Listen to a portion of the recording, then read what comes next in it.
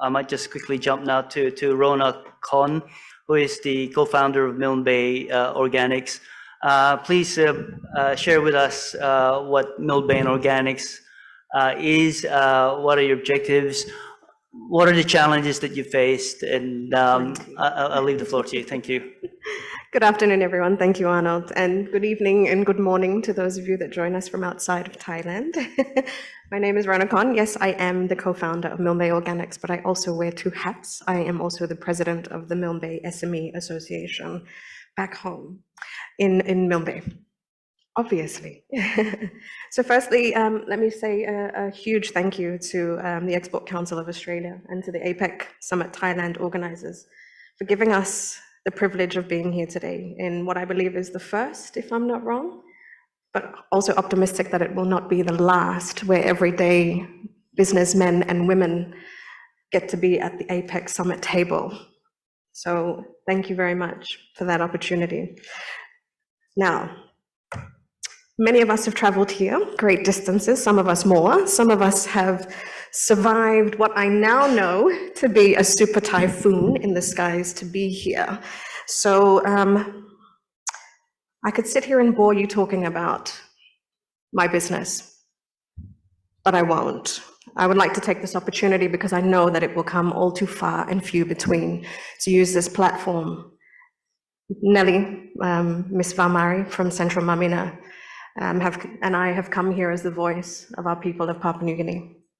And I intend to make full use of this platform to send a message home of what we actually need to make this attainable, greater SME participation in the global value chain. So, I've written it down. Arnold, I warned you I could talk underwater if I don't. So I have made a few notes to share with you, a few recommendations. Firstly, Nelly and I don't just speak on behalf of our own businesses, we speak on behalf of the greater community of SME people or business operators in Papua New Guinea. And believe you me, we carry their voices with us here today. On behalf of the PNG SME sector, I speak based on our experiences in PNG solely, although I'm sure what I'm about to share may resonate with many of you listening to all of you amazing SMEs that are powering through the struggles that we are right now. Some of this may resonate with you. We came here with a goal, we came here with a mission, we want to go home with some outcomes. So I would like to share with you all today some recommendations from us in the PNG economy to the global leaders that may be listening in today. Firstly, we would like to call for the removal of all tariffs and taxes on both exports and imports within the APEC member economies for all 100% locally owned SMEs within the sector. This can be conditional by way of a time limit of 5 to 10 years or a declared net profit ceiling, not on turnover. This is to allow us to recoup the capital investments and encourage sustainable growth within the aforementioned timeframes. If we accord extractive industries and large foreign investors the same privilege, then why not our own people? Secondly, a visa-free or visa on arrival within all APEC member economies.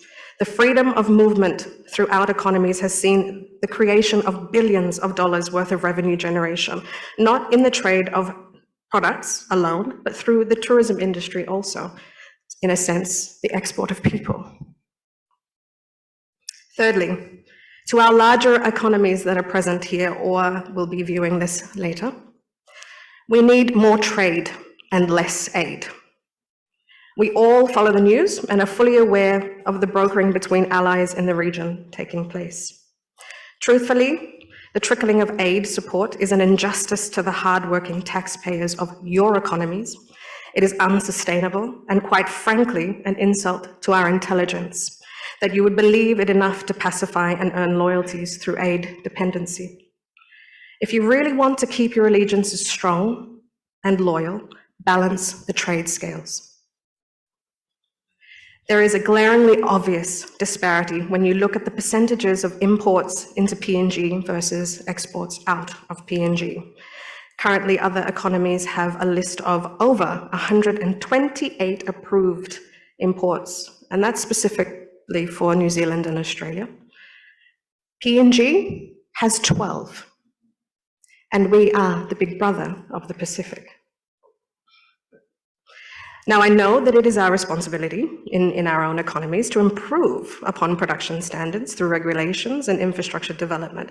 However, economies do have the opportunity to screen and reject product if it does not comply with biosecurity prior to entry.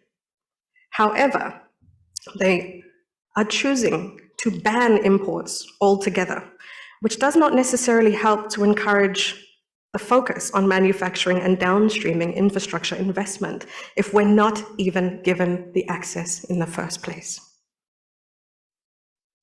It is the chicken or the egg scenario. And if we were to be wise in our dealings, government-led aid agencies would be bringing forward industry development, investment partners, and trade agreements rather than donor-funded consultants. A firm and fair trade relationship that empowers and enables real growth of an economy would most certainly win the mutual respect and loyalty of your allies, I can assure you. An area that aid could potentially be more impactful if we were to collaborate our nations together, our economies together, is the development of a decentralized, consolidated shipping line and/or air freight service for highly perishables throughout the region. If the big guys won't budge, and let's be honest, let's have a look at the profit statements. I'm sure they have a lot more buffer than we do in SME and could have taken a bit of a hit to ensure that we survive. So if they don't budge, we take the power away and start a not-for-profit possibly in the region and have full control over ensuring fairer freight rates, conducive shipping routes, and schedules for exporters and importers. Make the system easier. Now, this is probably more so for my own economy, but it may also apply for some of you. Make the system easier and more affordable. Rather than imposing suppressive regulations and licensing requirements on startups and SMEs that are still in growth stages, we must move towards the introduction of a pay-to-play system, so to speak. This will mean, when required, we pay a nominal fee for the service of acquiring an export approval per shipment for smaller or one-off seasonal exporters, rather than losing profits through the monopoly of larger enterprises who almost always take their cut. And it is high time that we, the people of Papua New Guinea, catch up with the times. We need to move towards online-based licensing applications or licensing processes that are more cost-effective, convenient, easily accessible, and more transparent.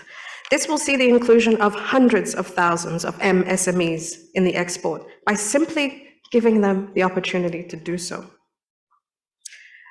I do have to acknowledge and commend our APEC member governments that are already doing what I have recommended in part or in full. PNG can learn much from you, and we must, for the sake of doing what is best what is in the best interest of our people, and not solely for the direct benefit of our government. Lastly, to my PNG government, it is time to tighten up your belts. Delegate more responsibility to your SMEs and provide them the support they need to do the work that they can and already do. Do not duplicate roles within the system with ill-experienced public service employees that do not know firsthand the daily operations required to make PNG export industry successful and/or profitable, and as a result are wasting our taxes on government payrolls. We are not asking you for more handouts. We are asking you to take less and allow those that are striving in the SME export sector to thrive by letting them keep more profits in their businesses to enable healthier and faster growth. It is a small sacrifice for a much greater gain. Do what is right for your people, and your people will do what is right for the PNG economy and her people. I encourage our leaders to make us your development partners and invite us to your table to listen to our experiences that can better guide you in policy and regulatory improvement. As Arnold, the Export Council of Australia and APEC Thailand 2022 have done for us today. In saying that, thank you, Arnold, your team at the Export Council of Australia, the organizers of this year's APEC Summit in beautiful Thailand. You have created a platform that endeavors to create more leaders in industry and not stifle them. That is exactly the type of leadership that is required, and if the PNG government takes nothing else away from today, at the very least, take what the Export Council of Australia and APEC Thailand are endeavoring to do here through this platform as an excellent example of the leadership we need to see more of. Thank you again. Thank you all for your time, and wishing all you global SME leaders all the very best in your endeavors. Thank you.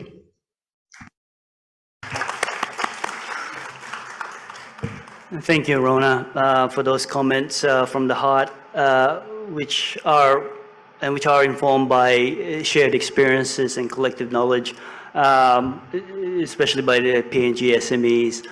It is a message that hopefully will be heard seriously, and hopefully there will be meaningful action as we move forward. So thank you again.